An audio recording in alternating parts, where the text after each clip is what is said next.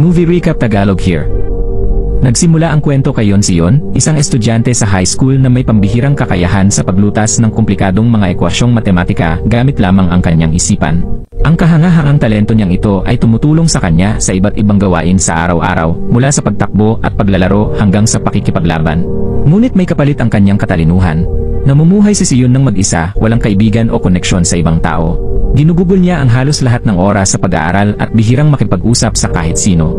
Sa eskwelahan, kumalat ang chismis na hindi pa siya kailanman ngumiti sa buong buhay niya. Dahil sa kanyang pagiging tahimik at mailap, tila kakaiba siya sa paningin ng iba.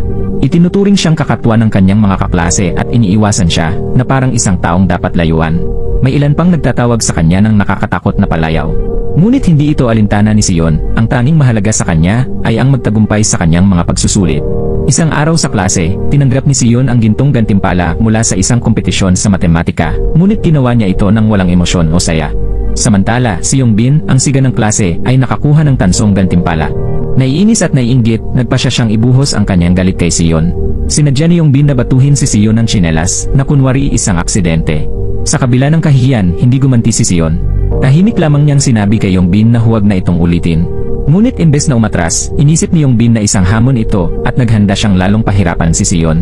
Bago pa siya makagalaw, biglang pumasok sa silid-aralan ang isang grupo ng mas nakatatandang estudyante. Galit sila at naghahanap ng isang nagngangalang Ansuho na inaakusahan nilang ng asar sa isang kaibigan nilang babae. Mula sa likuran ng silid, isang lalaking matagal nang natutulog ang unti-unting nagising. Siya si Ansuho. Payapang ipinakilala niya ang sarili at sinubukang ayusin ang sitwasyon sa pamamagitan ng pakikipag-usap. Gayunman, hindi handa ang mga nakatatandang estudyante na makinig. Nagpasya silang sugurin si Suho. Tahimik na nanonood ang buong klase, takot na takot dahil inaasahan nilang matatalo si Suho. Ngunit sa pagkagulat ng lahat, lumaban si Suho at madaling napabagsak ang mga senior na estudyante kahit na mas marami sila. Ang kanyang lakas at husay sa pakikipaglaban ay nagbigay ng matinding gulat sa buong klase. Natalo ni Ansuho ang mga mas nakatatanda ng walang kahirap-hirap, ipinapakita ang kanyang pambihirang kasanayan sa martial arts. Sa kabila ng kaguluhan, nanatiling walang interes si Sion. Ang nais lang niya ay matapos na ang ingay upang makapagpatuloy siya sa kanyang pag-aaral. Kinabukasan, nagpatuloy ang pananakot ni Yongbin at ng kanyang mga kasamahan kay Sion. Sa pagkakataong ito, itinago nila ang kanyang mga aklat at nagkunwaring wala silang alam tungkol dito. Sa bandang huli, hindi na nakapagpigil si Sion at hinarap sila sa isang silid-taguan, kalmadong sinasabing tigilan na nila ang kanilang ginagawa. Ngunit naging malaking pagkakamali ito. Pinalibutan siya ng mga bully at binugbog sa harap ng klase, pinagpapasapasahan na parang laruan. Sa kabila ng pananakit, hindi nagpakita ng emosyon si Sion. Hindi siya lumaban o nagpakita ng takot, na lalong ikinainis ng mga bully. Napagtanto nila na kahit anong gawin nila, hindi nila siya kayang pilitin na magpatalo sa kanila. Dahil dito, lalong nagalit si Yongbin. Isang bagong plano ang pumasok sa kanyang isipan. Alam ni Yongbin na pinakamahalaga kay Sion ang kanyang mga grado, kaya naisip niyang sirain ang kanyang pagsusulit. Kinagabihan, pumunta ang grupo ng mga bully sa isang nightclub at bumili ng ipinagbabawal na droga mula sa isang lokal na nagbebenta. Sa kanilang mga binili, kinuha ni Yongbin ang isang pakete ng fentanyl patches, isang mapanganib at ilegal na sangkap. Kapag idinikit sa leg, nagdudulot ang mga patch na ito ng matinding epekto gaya ng mga guni-guni at pagsusuka. Kinabukasan, isang bagong estudyante ang lumipat sa klase. Siya si Byung-shok, isang tahimik at mahiyain na bata. Siya ay anak ng isang mayamang ministro at halatang kinakabahan sa harap ng kanyang mga bagong kaklase. Mabilis siyang napansin ni Yongbin bilang isang posibleng biktima ng pambubuli. Matapos ang ilang pananaliksik, nalaman niyang lumipat si Byung-shok ng paaralan dahil matindi siyang binuli sa dati niyang eskwelahan. Ginamit ni Yongbin ang impormasyong ito upang pilitin si Byung-shok na sumunod sa kanyang utos. Dahil magsisimula na ang pagsusulit sa loob ng isang oras, inutusan ni Yongbin si Byung-shok na idikit ang fentanyl patch sa leg ni Sion. Takot at walang magawa, napilitan si Byung-shok na sundin siya. Nang magsimula ang pagsusulit, naghanap si Byung-shok ng tamang pagkakataon. Marahan niyang hinampas si Sion sa likod, kunwari simpleng kilos lamang, at tusong idinikit ang patch sa kanyang leg. Naiinis si Sion sa sagabal, ngunit agad na nagdahilan si Byung-shok, sinasabing tinataboy lamang niya ang isang langaw. Maya-maya, nagsimulang makaramdam ng pagkahilo si Sion. Lalong lumala ang kanyang kalagayan, kaya't dali-dali siyang tumakbo sa banyo at nagsuka ng tuloy-tuloy. Pagbalik niya sa silid-aralan, tapos na ang pagsusulit. Napagtanto ni Sion na babagsak siya sa unang pagkakataon sa kanyang buhay. Dahil sa labis na galit at pagkadismaya, kinuha niya ang kanyang panulat at nilapitan ang mga bully upang harapin sila. Habang papalapit si Sion, tila bumagal ang oras sa kanyang isip. Sa tulong ng kanyang pambihirang talino, pinag-aralan niya ang bawat galaw. Una, kinuha niya ang isang makapal na libro at hinampas ng malakas si Yongbin sa mukha. Sinubukan siyang labanan ng isa pang bully, ngunit mabilis siyang gumanti at sinaksak ang kamay nito gamit ang kanyang panulat. Sunod, hinila ni Sion ang isang kurtina at ibinalot ito sa mukha ni Yongbin. Matapos nito, paulit-ulit niyang pinalo ang ulo nito gamit ang mabigat na libro. Napaka-brutal ng kanyang pag-atake, kaya't walang sinuman sa klase ang nakagalaw sa takot. Bago pa tuluyang mapatay ni Sion si Yongbin, biglang pumagit na si Ansuho at pinigilan siya. Unti-unting kumalma ang sitwasyon, ngunit malubhang nasugatan si Yongbin at dinala sa ospital. Sa ospital, nanatili ang ina ni Yongbin sa kanyang tabi. Naniniwala siyang ang anak niya ang tunay na biktima at siya ang binuli sa sitwasyon. Habang nagpapagaling si Yongbin, dumalaw si Sion sa ospital kasama ang punong guro ng paaralan upang humingi ng tawad sa kanyang ginawa. Ngunit galit na galit ang ina ni Yongbin. Hiniling niya na mapatalsik si Sion, inaakusahan siyang isang mapanganib na lalaki na maaaring makasakit sa ibang mga estudyante. Gayunpaman, nananatiling kalmado si Sion at inilabas ang narkotikong patch na ginamit sa kanya ni Yongbin at ng kanyang grupo. Ipinaliwanag niya ang sitwasyon, ipinakita na ang patch ay inilagay sa kanyang leg upang sirain ang kanyang pagsusulit. Gulat ang punong guro nang malaman niyang may isa sa kanyang mga estudyante na sangkot sa ipinagbabawal na gamot. Matapos marinig ang paliwanag at makita ang ebidensya, hindi niya pinarusahan si Sion. Sa halip, ibinaling niya ang kanyang galit kay Yongbin at sinermonan ito dahil sa kanyang masamang asal. Kinabukasan, nang pumasok si Sion sa silid-aralan, pakiramdam niya ay iba na ang lahat. Lahat ng estudyante ay nagpakita ng respeto sa kanya, at maging ang mga bully ay halatang takot sa kanya. Si Byung-shok, na puno ng pagsisisi sa kanyang mga nagawa, ay sinubukang humingi ng tawad, ngunit hindi siya pinansin ni Sion at tahimik na lumayo. Samantala, sa ospital, binisita si Yongbin ng kanyang pinsan na gangster na si Shokdae. Lubos na napahiya sa nangyari, nagpa siya si Yongbin na maghiganti. Ibinigay niya sa kanyang pinsan ang malaking halaga ng pera at hiniling na parusahan si Sion. Makalipas ang ilang araw, tuluyan nang gumaling si Yongbin at isinakatuparan ang kanyang plano. Naghintay siya kasama ang mga gangster sa pasukan ng paaralan upang salubungin si Sion. Pagdating ng henyo sa matematika, sinimulan ni Shokdae ang lahat sa pamamagitan ng pagsampal sa kanya. Dinala nila si Sion sa isang liblib na lugar, balak siyang bugbugin. Nakita ni Byung-shok ang nangyayari at labis na nag-aalala. Napagtanto niyang tanging si Ansuho lamang ang maaaring makatulong kay Sion. Hinahanap niya si Suho, na noon ay natutulog at hindi interesado sa gulo ng iba. Ngunit nang ipangako ni Byung-shok na babayaran siya ng 700,000 won, agad pumayag si Suho na tumulong. Sumakay sila sa motorsiklo ni Suho at mabilis na nagsimulang maghanap kay Sion, umaasang aabot sila bago mahuli ang lahat. Samantala, tinitiis ni Sion ang pananakit mula kay Yongbin at sa mga gangster. Sinusubukan niyang gamitin ang kanyang talino sa matematika upang ipagtanggol ang sarili at lumaban, ngunit dehado siya sa laban. Paulit-ulit siyang sinipa ni Yongbin sa tiyan at mukhang wala na siyang pag-asa. Ngunit bago lumala ang sitwasyon, biglang dumating si Ansuho na may isang makapangyarihang lumilipad na sipa na agad na pumigil sa laban. Agad siyang sumabak sa isang matinding suntukan laban kay Shokdae. Samantala, ang iba pang mga gangster ay muling tumutok kay Sion. Sa kabila ng kanyang mahiyain at mahinaing ugali, nag-ipon ng lakas ng loob si Byung-shok at sumali sa laban upang tulungan ang kanyang mga kaklase. Sa kanilang pagsasama-sama, napagtagumpayan nila ang laban at tuluyang napahiya sina Yongbin at Shokdae. Sa pagdiriwang ng kanilang tagumpay, dinala ni Ansuho sina Sion at Byung-shok sa restoran kung saan siya nagtatrabaho bilang part-timer. Doon, nagpakasaya sila sa isang masarap na pagkain at nagbonding, isang bagong karanasan para sa kanila. Para kay Sion, na laging naging isang introvert, ito ang unang pagkakataong kumain siya ng hapunan kasama ang iba. Samantala, sa ibang lugar, ipinatawag si Shokdae ng kanyang boss na si Gil-soo, isang kinatatakutang at makapangyarihang gangster. Galit na galit si Gil-soo matapos matalo si Shokdae sa kamay ng mga estudyante. Bilang babala sa iba, pinaparusahan niya si Shokdae ng napakabagsik hanggang sa mabali ang kanyang braso. Bukod dito, nangangako si Gil-soo na maghihiganti sa mga nagdulot ng kahihiyan sa kanyang grupo. Samantala, nasa isang department store si Sion upang mamili ng mga gamit. Kasabay nito, isang babaeng miyembro ng grupo ni Shokdae ang nahuli sa pagnanakaw. Palihim niyang kinagat ang tuktok ng isang lipstick at itinago ito sa kanyang bag. Nang mapansin ng isang mamimili ang kanyang kahina-hinalang kilos, nataranta ang babae at agad na lumapit kay Sion. Nagpanggap siyang kilala siya nito at kumapit sa kanya na parang matalik na magkaibigan sila. Dahil naguluhan at hindi sigurado kung paano tutugon, nagpasya si Sion na tulungan siyang makaiwas sa gulo sa pamamagitan ng pagsamahan siya palabas ng tindahan. Sa labas, umuulan at wala siyang dalang payong. Dahil sa pakiramdam ng obligasyon, inalok ni Sion na ihatid siya pauwi. Habang naglalakad, napadaan sila sa isang maliit na kainan at nagdesisyong kumain muna. Habang kumakain, sa wakas ay ipinakilala ng babae ang kanyang sarili bilang si Yongi. Ikinuwento niya na isa siyang ulila na nakatira kasama ni Shokdae at iba pang miyembro ng grupo. Dahil wala siyang pamilya o suportang pinansyal, napilitan siyang sumali sa grupo ng notorious na gangster na si Gilsu upang mabuhay. Sinubukan ni Yongyi na alamin pa ang tungkol kay Sion, ngunit nanatili itong tahimik at hindi handang magbahagi ng impormasyon tungkol sa kanyang sarili. Bago sila maghiwalay, sinid ni Yongyi ang kanyang numero sa cellphone ni Sion upang manatili silang magkausap. Kinabukasan, bumalik si Yongbin sa paaralan matapos ang sunod-sunod niyang kahihiyan. Dumiretso siya kina Sion, Byung-shok at Suho. Sa pagkakataong ito, halatang balisa siya.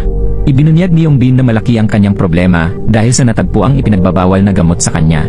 Nahaharap siya ngayon sa posibilidad ng pagkakulong sa juvenile detention, at ang tanging paraan upang maiwasan ito ay kung magbibigay ng pahayag sina Sion at Byung-shok upang linisin ang kanyang pangalan.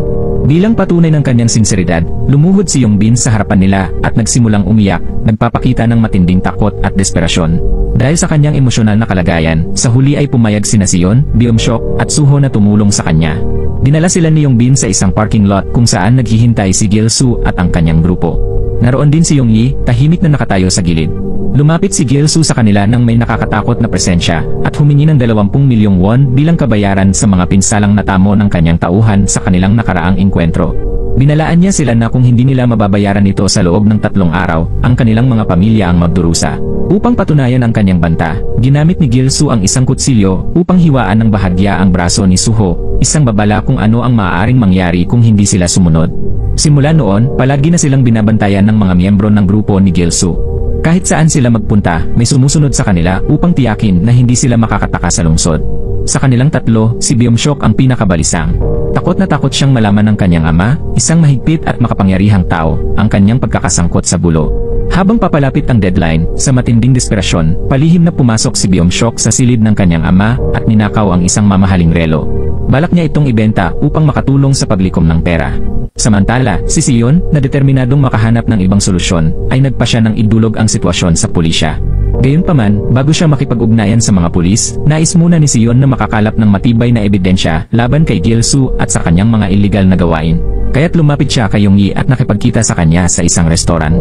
Habang nag-uusap sila, inamin ni Yongyi na kasing tindi rin ng galit niya kay Gilsu ang nararamdaman ng grupo ni Sion.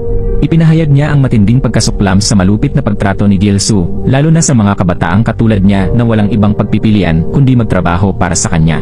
Desididong pabagsakin si Gilsu, isiniwalat ni Yongyi ang mahalagang impormasyon tungkol sa kanyang iligal na operasyon. Ipinahayag niya na nagpapatakbo si Gilsu ng isang iligal na betting app. Sa una, pinaniniwala nito ang mga gumagamit na madali silang nananalo sa pamamagitan ng pagbibigay ng maliliit na gantimpala. Ngunit kapag nagsimula ng tumaya ng mas malalaking halaga ang mga gumagamit, bigla silang natatalo at nawawala ang kanilang pera. Sa ganitong paraan, nalulubog sa utang ang daan-daang estudyante. Maingat na tinatala ni Gilsu ang lahat ng may utang sa kanya. Sa simula, iniaalok niya ang mga ito ng pautang, na parang isang solusyon sa kanilang problema. Ngunit kapag hindi sila nakapagbayad, pinipilit niya silang sumali sa kanyang grupo at lumahok sa mga iligal na aktibidad bilang kabayaran sa kanilang utang. Kinabukasan, nagkita sina Sion, Byung-shok at Suho sa kanilang silid-aralan upang pag-usapan ang kanilang plano. Naipunda ni Byung-shok ang 20 milyong won, ngunit agad siyang pinigilan ni Sion at Suho, sinasabing hindi na nila ito kailangang bayaran. Sa halip, ibinahagi ni Sion ang detalyadong impormasyon na nakalap niya tungkol sa iligal na operasyon ni Gilsu, kabilang ang betting app at ang mapanlinlang nitong sistema. Maituturing na delikado ang plano ni Sion, ngunit simple lang ito. Kailangan nilang makapasok sa kuta ni Gilsu, tumawag sa pulisya mula sa loob, at mahuli siya sa akto. Sumang-ayon ng grupo na ito ang pinakamabisang paraan upang pabagsakin ang mapanganib na gangster. Habang palabas sila ng silid-aralan, nakita nilang naghihintay sa labas ang mga tauhan ni Gilsu. Nauunawaan ang panganib ng sitwasyon, nagpa siya si Suho na harapin ito ng mag-isa. Lumapit siya ng may kumpiyansa at diretsong hinarap si Gilsu. Binanggit ni Suho ang illegal na betting app at sinabing may depekto ito na maaaring samantalahin. Ipinaliwanag niya ang proseso ng detalyado, dahilan upang magulat si Gilsu. Napahanga at nakuryuso ang gangster sa kaalaman ni Suho. Sa huli, iminungkahi ni Suho ang isang pagpupulong sa kuta ni Gilsu upang talakayin kung paano mapapahusay ang operasyon ng app. Nabighani sa ideya at nakikita ang posibleng pagkakataon, pumayag si Gilsu at inutusan si Suho na sumakay sa kanyang sasakyan. Pagkaalis ni Suho at Gilsu, hindi napigilan ni Byung-shok ang matinding takot. Nagpasya siyang lumayo at sumakay sa isang taxi, nababahala na baka mapahamak ng husto ang kanyang kaibigan. Samantala, sa hideout ng mga gangster, palihim na ipinadala ni Suho ang kanyang lokasyon sa kanyang mga kaibigan gamit ang kanyang smartwatch. Sa kasamaang palad, agad itong natuklasan ng mga gangster. Dahil dito, walang awas siyang binugbog at iniwang bugbog sarado. Makalipas ang ilang sandali, dumating si Byung-shok sa hideout, dala ang perang kanyang naipon. Sa desperasyon niyang mailigtas si Suho, inalok niya ang pera sa mga gangster. Gayunpaman, hindi basta-basta naniwala ang mga ito at agad siyang dinakip. Samantala, nalaman ni Gil-soo at ng kanyang grupo na maaaring paparating na ang mga pulis. Dali-dali nilang tinipon ang kanilang mga gamit at tumakas mula sa hideout ilang sandali bago dumating si Sion kasama ang mga otoridad. Habang tumatakas, galit na galit si Gil-soo sa naging pagtatangka ng mga bata na linlangin siya. Tumawag siya kay Seokdae at ibinunton ang kanyang galit dito, sinisisi ito sa lahat ng nangyari. Inuutusan niya si Seokdae na agad pumunta sa isang bagong lokasyon. Alam ni Seokdae na maaaring maparusahan siya, kaya't nagpasya siyang pumunta mag-isa. Gayunpaman, iginiit ni Yongyi na sasama siya. Sa ayaw at sa gusto niya, pumayag si Seokdae na sumama si Yongyi. Ilang sandali pa, nakipag-ugnayan si Sion kay Yongyi, tinatanong kung may ideya siya kung saan dinala ni Gil-soo ang kanyang mga kaibigan. Dahil sa matinding pangangailangan, ipinadala ni Yongyi ang kanyang live location kay Sion at sinabihan itong dalhin ang pulis sa lalong madaling panahon. Sa bagong lokasyon, isang abandonadong amusement park, naghahanda sina Gil-soo at ang kanyang grupo upang parusahan sina Suho at Byung-shok dahil sa kanilang pagtataksil. Ang dalawang binata ay nakagapos at nagpaplano ang mga gangster na tapusin sila. Habang lalong tumitindi ang sitwasyon, dumating si Seokdae kasama si Yongyi. Nang makita ang dalaga, nagalit si Gil-soo dahil sinuway ni Seokdae ang kanyang utos na huwag magsama ng iba. Walang pag-aalinlangan, sinimulan niyang bugbugin si Seokdae gamit ang isang metal na pamalo bilang babala sa iba. Ngunit sa pagkakataong ito, may ginawang hindi inaasahan si Seokdae. Lumaban siya sa kanyang malupit na pinuno. Pagod na sa taon-taong pang-aabuso at parusa sa ilalim ni Gil-soo, nagpasya si Seokdae na lumaban. Sa matibay na determinasyon, hinarap niya ang kanyang boss. Laking gulat ng lahat nang hindi nakialam ang iba pang mga gangster. Pinanood nila habang naglaban ng dalawa sa isang matinding sagupaan, parehong nagpapakita ng galing at tapang. Gayunpaman, dahil sa mas maraming karanasan, nakuha ni Gil-soo ang upper hand at napabagsak si Seokdae. Matapos siyang mapatulog, binalinan ni Gil-soo si Yongyi at sinimulang sakalin ito. Biglang narinig ang tunog ng sirena ng pulis sa di kalayuan na nagdulot ng takot sa mga gangster. Sa pangambang mahuli, mabilis silang nagsitakbuhan at tumakas. Pagkaalis nila, dumating si Sion at agad na tinulungan ang kanyang mga kaibigan. Pinakawalan niya sina Suho at Byung-shok, sinisigurong ligtas sila. Ngunit bago sila makaalis, bumalik si Gil-soo at ang kanyang grupo, hawak ang cellphone ni Sion. Lumabas na peke lamang ang tunog ng sirena, isang audio clip lamang ito na pinatugtog upang makalikha ng kalituhan. Dahil hindi na sila makakatakas, muling sumiklab ang isang matinding labanan. Sa kabila ng kanyang mga sugat, matapang na pinabagsak ni Suho ang ilang gangster. Samantala, ginamit ni Sion ang kanyang talino at mabilis na pag-iisip upang mailampaso ang ilan pa. Habang lalo pang umiinit ang sitwasyon, dumating na ang tunay na mga pulis. Sa pagkakataong ito, tuluyan ng inaresto ang mga gangster, kasama si Gil-soo. Sa kaguluhan, nagawang makatakas ni Yongyi nang hindi napapansin. Kinalaunan, ipinatawag sina Sion at Byung-shok sa himpilan ng pulis upang magbigay ng kanilang pahayag tungkol sa mga nangyari. Matapos nito, dumating ang personal na abogado ni Byung-shok dala ang magandang balita. Sinabi niya sa kanila na mabubura ang kanilang koneksyon sa kaso, kaya't hindi sila haharap sa anumang parusa. Sa narinig, nakahinga ng maluwag si Sion, alam niyang makakabalik na siya sa kanyang pag-aaral ng walang abala. Sa huling eksena, binisita ni Sion at Yongyi si Suho sa ospital. Bagaman may ilang nabaling buto si Suho mula sa laban, nananatili pa rin ang kanyang masayahin at palabirong ugali. Habang pinagmamasdan ang positibong disposisyon ng kaibigan, nakaramdam si Sion ng isang bagay na matagal na niyang hindi nararanasan, tunay na kasiyahan. Sa unang pagkakataon, umiti siya, ikinagulat ng lahat sa silid. Kinabukasan, matapos matulungan sa pag-aresto kay Gil-soo, naging sentro ng atensyon sa paaralan sina Sion, Suho at Byung-shok. Marami sa kanilang mga kaklase na dati nang nabaon sa utang dahil sa gangster, ang nagpasalamat sa kanilang katapangan. Hindi lamang nila nakuha ang paghanga ng iba, kundi mas tumibay rin ang kanilang pagkakaibigan. Nagpasya silang ipagdiwang ito sa pamamagitan ng paglabas sa katapusan ng linggo upang subukan ang isang bagong restaurant. Iminungkahi ni Suho na imbitahan si Yongyi na sumama at sumang-ayon naman ang iba. Gayunpaman, nakaramdam ng bahagyang pagkailang si Byung-shok. Hindi tulad ni Sion at Suho, hindi siya gaanong malapit kay Yongyi at lihim niyang hinangad na sana silang tatlo na lang ang magkasama. Pag-uwi niya, habang nagbabasa ng Instagram ni Suho, napansin niyang sinusundan nito si Yongyi pero hindi siya. Nasaktan siya sa natuklasang ito, na nagpatibay sa kanyang paniniwalang mas nagiging mahalaga si Yongyi sa kanyang mga kaibigan kaysa sa kanya. Nang dumating ang kanilang lakad sa katapusan ng linggo, lalo pang lumalim ang insekuridad ni Byung-shok. Sa buong araw, madalas na nauuna sina Suho at Yongyi na parang hindi siya iniintindi. Pakiramdam niya ay para siyang tagalabas sa sariling grupo. Pagsapit ng gabi, nang makarating sila sa isang karaoke bar, tuluyan na siyang nakadama ng pag-iisa, maging kay Sion. Sa isang punto, lumabas si Byung-seok upang bumili ng inumin. Habang naglalakad, nakita niya ang ilan sa dati niyang nambubuli sa kanyang dating paaralan. Binalot siya ng takot at agad na tumakbo palayo, nagtago sa isang silid hanggang sa mawala ang mga ito sa kanyang landas. Nang bumalik siya sa karaoke bar, nakita niyang may kausap si Yong-yi sa kanyang telepono. Nang mapagtanto niyang sinagot nito ang tawag mula sa kanyang mga bully, nagalit siya at sinigawan si Yong-yi na labis na ikinagulat ng lahat. Hindi na unawaan ng grupo ang kanyang reaksyon, ngunit bago pa sila makapagtanong, dumating ang mga bully sa karaoke bar, hinahanap si Byung-seok. Gayunpaman, nang makita nilang kasama niya sina Sion at Suho, nagpasya silang umalis nang hindi na naglikha ng gulo. Dahil sa hiya na amining binubuli siya, hindi sinagot ni Byung-seok ang mga tanong ng kanyang mga kaibigan tungkol sa mga lalaking naghanap sa kanya. Pinili niyang hindi ipaliwanag ang sitwasyon at itinago ang kanyang paghihirap sa sarili. Kinabukasan sa paaralan, napansin ang tumitinding inis ni Byung-seok. Nang may isang kaklase na masyadong malakas magsalita, bigla niya itong sinigawan. Lalong lumala ang sitwasyon nang sumagot ang kaklase, kaya't sinimulan ni Byung-seok na takutin at gipitin ito. Agad namang pumagitna si An Suho, hinila palayo si Byung-seok at pinatigil ang gulo. Sinubukan ni Sion at Suho na tanungin si Byung-seok kung ano ang bumabagabag sa kanya, ngunit tumanggi siyang magpaliwanag at binaliwala ang kanilang pag-aalala. Sa mga sumunod na araw, tuluyan nang hindi pumasok si Byung-seok sa paaralan, kaya't nagsimulang mag-alala ang kanyang mga kaibigan. Isang hapon, napagdesisiyunan ni Sion at Suho na puntahan siya sa kanilang bahay upang kumustahin. Pagdating nila, laking gulat nila sa laki at gara ng apartment ni Byung-seok.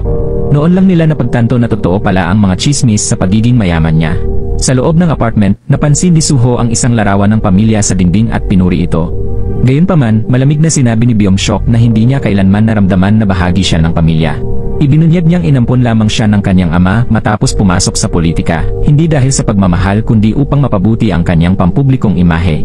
Ipinaliwanag ni Byung-seok na hindi niya kailanman naramdaman ang pagmamahal ng kanyang pamilya at na ang pagiging anak ay mas parang isang tungkulin kaysa isang tunay na relasyon. Habang nag-uusap sila, nagsimulang magbuka si Byung-seok tungkol sa pambubuli na dinanas niya mula sa kanyang dating mga kaklase. Ikinuwento niyang madalas siyang bugbugin ng mga ito na nagdulot sa kanya ng matinding trauma. Nang marinig ito, iminungkahi ni Suho na harapin na mismo ni Byung-seok ang kanyang mga nambubuli. Makalipas ang isang oras, nagtungo ang tatlong magkaibigan sa karaoke bar kung saan madalas nagtitipon ang mga bully. Pinutol nila ang kasiyahan ng grupo, at sa presensya ni Suho na nakakatakot para sa karamihan, matapang na humarap si Byung-seok at humingi ng paumanhin mula sa pinuno ng mga bully. Dahil sa takot, napilitan ng pinuno na humingi ng dispensa. Gayunpaman, hindi na kontento si Byung-seok sa simpleng paghingi ng tawad. Sa galit na naipon sa loob ng maraming taon, dinampot niya ang mikropono at naghanda upang hampasin ang kanyang dating nambubuli. Mabilis namang pumagitna si Suho at pinigilan siya, pinaalalahanan siyang dumating sila roon para sa isang paghingi ng tawad, hindi paghihiganti. Nagalit si Byung-seok dito, pakiramdam niya ay parang alipin lang siya ni Suho sa halip na isang kaibigan. Mabilis na lumala ang kanilang pagtatalo ng akusahan ni Byung-seok si Suho na hindi siya ginagalang. Pumasok si Sion upang pigilan ang sitwasyon na mas lumala pa. Dahil sa matinding pagkabigo, naghiwa-hiwalay ang grupo at umuwi ng kanya-kanya. Habang pauwi, nasalubong ni Byung-seok sina Taehan at ang grupo nito. Nagkataon ding dumating ang mga bully mula sa kanyang dating paaralan sa parehong oras. Napansin ni Taehan na galing sa isang elite school ang mga bully, kaya't nakita niya ito bilang pagkakataon upang kikilan sila ng pera. Dinala niya ang mga ito sa isang liblib na lugar, balak silang nakawan. Samantala, sinamantala ni Byung-seok ang pagkakataon upang makapaghiganti. Galit na galit niyang pinagsisipa ang dati niyang nambubuli, inilalabas ang lahat ng sama ng loob na naipon sa loob ng maraming taon. Namangha sina Taehan at ang kanyang grupo sa ginawa ni Byung-seok. Sa unang pagkakataon, nakita nila ito bilang isang taong karapat-dapat sa kanilang respeto. Inimbitahan nila siya na sumama sa kanila sa isang gabi ng pagdiriwang. Bagaman nag-aalinlangan noong una, pumayag si Byung-seok at nauwi sa pagbabayad ng lahat ng inumin nila ng gabing iyon. Kalaunan, sinundan ni Taehan at ng kanyang grupo si Byung-seok sa Instagram. Dahil dito, nagdesisyon si Byung-seok na i-unfollow sina Sion at An Suho bilang simbolo ng kanyang paglayo mula sa kanyang dating mga kaibigan. Sa unang pagkakataon sa kanyang buhay, naramdaman ni Byung-seok na nirerespeto at pinahahalagahan siya ng kanyang mga kasama. Sa sandaling iyon, nagpasya siyang magsimula muli at bumuo ng bagong buhay kasama sina Taehan at ang kanyang grupo. Kinabukasan, dumating si Byung-seok sa paaralan ng huli, halatang may hangover mula sa nagdaang gabi. Nang kumprontahin siya ni Sion tungkol sa kanyang inaasal, hindi niya ito pinansin at dumiretso sa kanyang bagong grupo ng mga kaibigan. Nagpasalamat sina Taehan at ang iba pa kay Byung-seok sa pagbabayad ng kanilang mga ininom at tinuluyang hotel, kahit hindi niya naalala na ginawa niya ito. Dahil dito, lalo siyang tiningala ng grupo. Narinig ni Sion ang kanilang usapan at nagsimulang mag-alala tungkol sa mga desisyong ginagawa ni Byung-seok. Makalipas ang ilang sandali, hinila niya ito palayo upang kausapin ng masinsinan. Tinanong ni Sion kung bakit siya kumikilos ng iba, ngunit inilabas ni Byung-seok ang kanyang frustrations. Ipinahayag niya na palagi niyang naramdaman na hindi siya nirerespeto ni An Soo-ho at sinabi niyang ayaw na niyang makisama sa kanila. Matapos sabihin nito, iniwan niya ang usapan, tuluyang inilalayo ang sarili mula sa kanyang dating mga kaibigan. Sa mga sumunod na araw, lalo pang napalapit si Byung-seok kina Taehan at sa grupo nito. Maging sa klase, pinalitan niya ang kanyang upuan upang makasama sila. Isang gabi, dinala ni Taehan si Byung-seok sa isang club, kung saan aksidente nilang nakasalubong si Yongbin, ang dating kaaway ng trio. Sa sorpresa ni Byung-seok, tila bukas si Yongbin sa pakikitungo sa kanya, lalo na ngayong pareho silang may hinanakit kina Sion at An Soo-ho. Nang malaman ni Yongbin ang makapangyarihang reputasyon ng ama ni Byung-seok, agad siyang tinanggap ng grupo. Pakiramdam ni Byung-seok ay mahalaga at may halaga siya sa bagong grupo, hindi niya namamalayan na ginagamit lang siya ng mga ito para sa kanyang pera at koneksyon. Samantala, nagtagpo sina Sion at An Soo-ho upang pag-usapan ang kanilang pag-aalala kay Byung-seok. Ayon kay An Soo-ho, palagi namang hinahanap ni Byung-seok ang pag-apruban ng iba at ngayon ay sinusubukan niyang maging popular kasama ang grupo ni Taehan, katulad ng ginawa niya noon nang bahagi pa siya ng kanilang trio. Ngunit iba ang pakiramdam ni Sion, mas nag-aalala siya sa tunay na kalagayan ni Byung-seok. Kinabukasan sa paaralan, tumindi ang tensyon nang sumingit sa pila ng tanghalian sina Taehan at ang kanyang grupo, na agad na napansin ni An Soo-ho. Nilapitan niya ang grupo at pinilit silang pumila ng maayos tulad ng iba. Bagaman napilitan sina Taehan at ang kanyang mga kasama na sumunod, tumanggi si Byung-seok at hinarap si An Soo-ho. Nagkaroon ng saglit na sagupaan, kung saan itinulak ni An Soo-ho si Byung-seok sa isang mesa, na lubos na ikinahiyan nito sa harap ng buong cafeteria. Umalis si Byung-seok na nagngangalit sa galit. Dahil sa matinding puot, lumapit si Byung-seok kay Yongbin at sa bagong kasamahan nitong si Woo-yang, isang MMA fighter. Ginamit niya ang pera ng kanyang ama upang bayaran si Woo-yang upang bugbugin si An Soo-ho. Naging mas interesado si Woo-yang sa alok dahil may personal din siyang galit kay An Soo-ho, tinalo siya nito sa isang laban noon. Kinagabihan, lihim na sinabotahin ni Taehan at ng kanyang grupo ang mga gulong ng scooter ni An Soo-ho upang masiguro na maaksidente ito. Umaasa silang mapapahina nito si An Soo-ho, kaya't magkakaroon ng kalamangan si Woo-yang sa kanilang darating na laban. Tagumpay ang kanilang plano, nag-crash si An Soo-ho at nasugatan ang kanyang binti. Kinabukasan, napansin ni Byung-seok ang pagpilay ni An Soo-ho at nakaramdam siya ng kasiyahan. Sa loob ng klase, nagtagpo ang kanilang mga mata, at binigyan siya ni An Soo-ho ng matalim na tingin, tahimik na ipinapahiwatig na pinaghihinalaan niya si Byung-seok sa nangyari sa kanyang scooter. Ilang araw ang lumipas, karawan na ni An Soo-ho. Naghanda sina Sion at Yongi ng isang simpleng sorpresa para mapasaya siya sa espesyal na araw na ito. Ngunit sa parehong araw din iyon, nakatakdang harapin ni Woo-yang si An Soo-ho sa isang laban. Habang naghihintay kay An Soo-ho, nakatanggap ng mensahe si Yongi mula kay Byung-seok. Sinabi nitong may regalo siya para kay An Soo-ho at inanyayahan siyang makipagkita sa labas. Ipinakiusap pa ni Byung-seok na huwag sabihin kaninuman ang tungkol sa mensahe. Dahil nagtitiwala siya kay Byung-seok, pumayag si Yongi at lumabas upang makipagkita sa kanya. Habang nag-uusap sila, unti-unting naramdaman ni Yongi na may kakaiba sa sitwasyon. Nang mapansin ni Yongi sina Yongbin at ang kanyang grupo na nagtatago malapit sa kanila, napatunayan ang kanyang hinala. Huli na nang ma-realize niyang naloko siya. Samantala, sa bahay ni An Soo-ho, hinihintay ni Sion at Soo-ho ang pagbabalik ni Yongi. Habang naghihintay, napansin ni Sion ang isang mensahe mula kay Byung-seok sa cellphone ni Soo-ho. Dahil sa matinding pag-uusisa, binuksan niya ito at natuklasang kinidnap ni Byung-seok si Yongi. Agad na kumilos si Sion, nag-send siya ng sagot habang nagpapanggap bilang si Soo-ho, at pagkatapos ay pinatay ang telepono upang hindi malaman ni Byung-seok na hindi alam ni Soo-ho ang nangyayari. Determinado siyang harapin ito ng mag-isa upang protektahan si Soo-ho. Gumawa siya ng dahilan para umalis ng bahay at sinundan ang mga pahiwatig patungo sa isang warehouse, kung saan naghihintay sina Byung-seok, Yongbin at ang kanilang grupo. Nang makita siya ni Byung-seok, nagulat ito at nag-alinlangan. Gusto niyang itigil ang plano dahil wala naman siyang galit kay Sion. Ngunit ikinatuwa ni Yongbin ang pagkakataong maghiganti kay Sion dahil sa kanilang mga nakaraang sabupaan. Ang unang inisip ni Sion ay iligtas si Yongi. Agad niya itong hinila palabas ng warehouse at sinabihang tumakbo palayo upang makaligtas. Sa proseso, nahuli siya ng grupo. Sinubukan niyang lumaban, ngunit wala siyang laban sa isang MMA fighter tulad ni Woo-yang. Napaluhod siya matapos bugbugin ng husto ni Yongbin at ng kanyang mga kasamahan. Si Byung-seok, na labis na nahihiya at hindi kayang makialam, ay tumalikod at iniwan si Sion na naghihingalo. Makalipas ang kalahating oras, dumating ang pulisya sa warehouse at natagpuan si Sion na walang malay sa sahig. Nang tanungin kung ano ang nangyari, sinabi ni Sion na isa itong aksidente, sinadyang protektahan si Byung-seok upang hindi ito maparusahan. Pinakiusapan din niya si Yongi na huwag sabihin kay An Soo-ho ang nangyari. Kinabukasan, nagising si An Suho na puno ng pag-aalala nang mapansin niyang hindi pa bumabalik sina Sion at Yongyi. Lalo siyang kinabahan nang hindi sumasagot si Sion sa kanyang mga tawag, pakiramdam niya ay may masamang nangyari.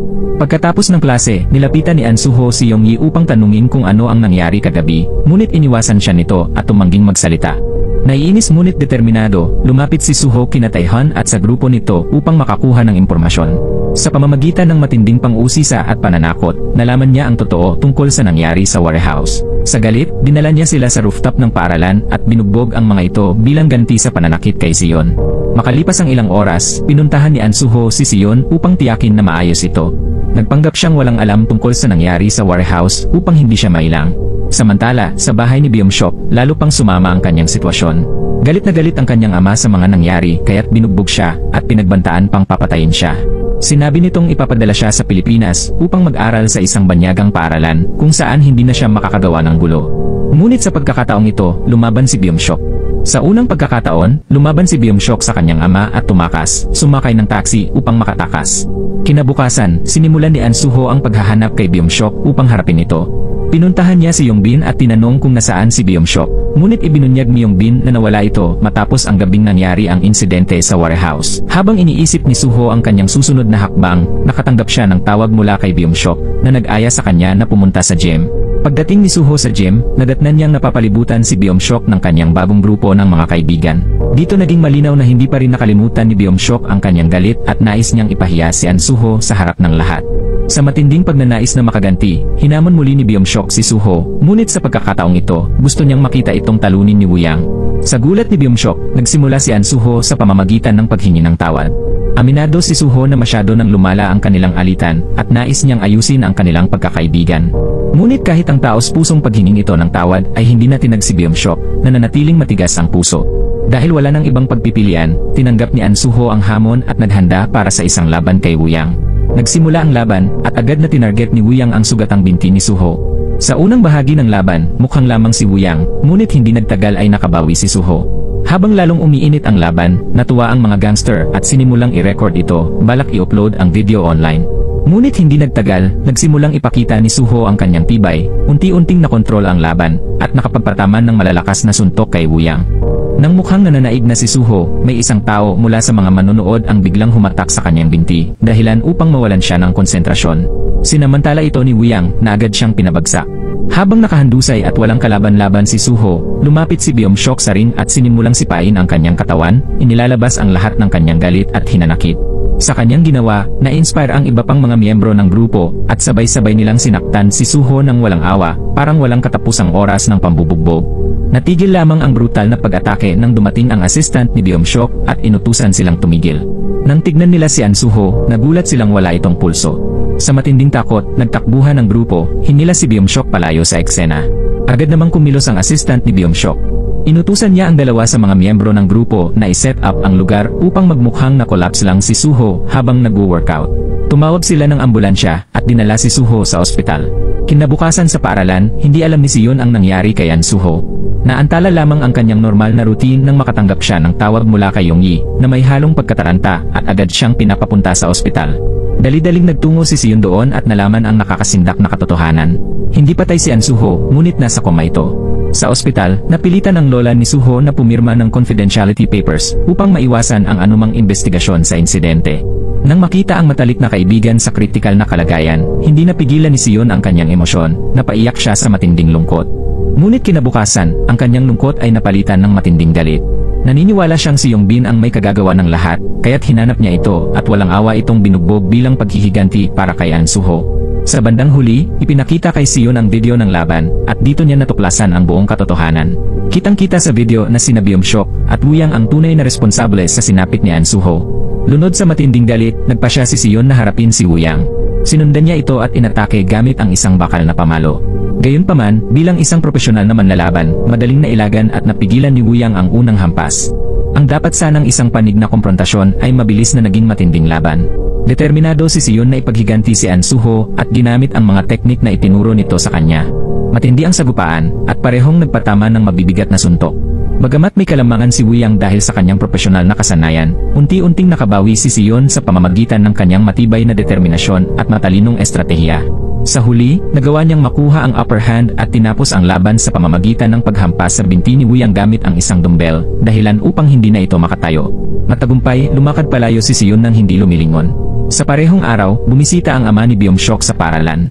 Malugod siyang tinanggap ng punong guro sa opisina nito, at magkasama silang naghintay hanggang matapos ang pagsusulit upang matiyak na hindi na muling mapapasama sa gulo si Byung-shok. Habang naghihintay, palihim na tinanong ng ama ni Byung-shok ang tungkol sa estudyanteng nasaktan, sinusubukang alamin kung makakaapekto ito sa reputasyon ng kanilang pamilya. Dahil walang alam sa tunay na nangyari, tiniyak ng punong guro na simpleng hinimatay lamang ang estudyante habang nag-ehersisyo. Labis na nabawasan ang kanyang pag-aalala nang marinig ito. Samantala, si Sion, na punong-puno pa rin ng galit at may bahid ng dugo mula sa laban kay Wuyang, ay biglang pumasok sa silid-aralan.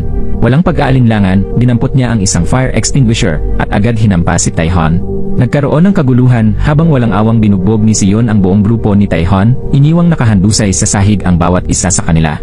Sa huli, lumapit siya kay Byung-shok, baka sa kanyang kilos ang matinding galit at sakit na nadarama. Itinaas niya ang kanyang kamao, handang saktan si Byung-shok para sa lahat ng kasalanan nito. Ngunit sa mismong sandaling iyon, sa kabila ng lahat, nag-alinlangan si Sion. Sa kabila ng pagtataksil at paninira ni Byung-shok, nakikita pa rin niya ito bilang isang kaibigan. Hindi niya nagawang saktan ito. Napuno siya ng frustration at matinding lungkot. Sa halip na saktan si Byung-shok, ibinuhos niya ang kanyang galit sa pamamagitan ng pagbato ng kamao sa bintana, binasag ang salamin. Napuno ng katahimikan ang buong paaralan, habang ang lahat, kabilang ang ama ni Byung-shok at ang punong guro, ay natulala sa nangyari. Sa kalaunan, napanood ng ama ni Byung-shok ang video ng kanyang anak habang kasamang binugbog si An Soo-ho. Nang makita ang katotohanan, pinili niyang huwag magsampa ng kaso laban kay Sion sapagkat alam niyang ang sarili niyang anak ang may pananagutan sa mga nangyari. Samantala, nananatili pa ring walang malay si An Soo-ho, ngunit hindi siya nag-iisa. Araw-araw siyang binibisita ng kanyang mga kaibigan at lola, patuloy na umaasang gigising siya balang araw. Dahil sa kanyang mga ginawa, napilitang lumipat ng paaralan si Sion. Sa unang araw niya sa bagong eskwelahan, isang bully ang lumapit sa kanya at sinubukang awayin siya. Hindi nagsalita si Sion. Sa halip, tahimik lamang niyang tinitigan ang bully, hawak ang isang ballpen sa kanyang kamay. At dito nagtatapos ang unang season ng Week Hero Class 1. Maraming salamat sa panonood. Hanggang sa muli, paalam.